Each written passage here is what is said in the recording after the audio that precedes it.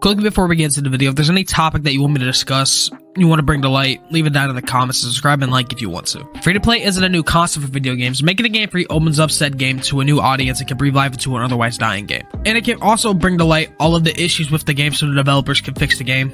And that is something I believe that would be beneficial for Rainbow Six Siege and Ubisoft as a whole. When you mention if Rainbow should go free-to-play, there are a few concerns that the current fan base already has. And those are, will cheating go up? Will Ubisoft servers be able to handle a new influx of players? Will smurfing make the game unplayable in the lower ranks? And will Ubisoft do something for older players? Now, these are all good concerns.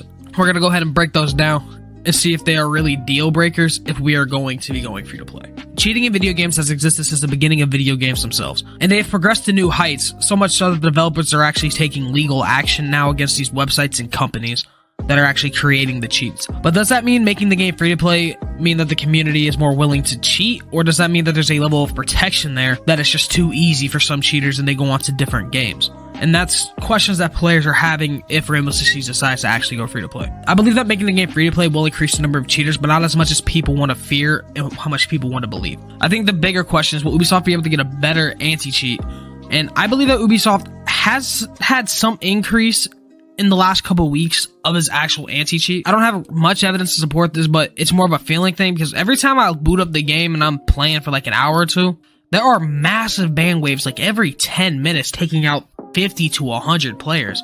Now, the server talk, and we'll be able to keep up with something like a lot of players coming in. I don't have much experience in how servers actually work, but they should be just fine. The game was able to support a huge number of players in the past, so I don't think nowadays adding new players is going to really put much strain on the servers. We should be fine. There'd be more concerns on servers for the console, because the console's already at a higher player count and it's just growing, so it should just, if we're talking server issues, it should just be focused on console.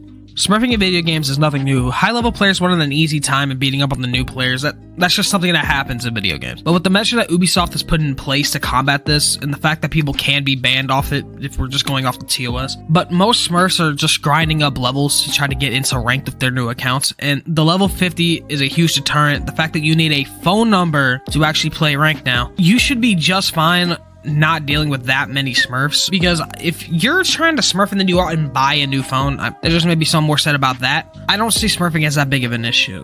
I see smurfs as more of a learning experience, but that's just me. Like, if I catch a smurf in Overwatch 2, I'm looking about the way that he/she, whatever the hell they claim, plays. I'm looking how they play. But that could just be me since I'm competitive. But leave a comment down below if you feel the same about the smurfs. Like, do you see them as like a learning experience, or do you just see them as a fun killer? Because I can see both sides.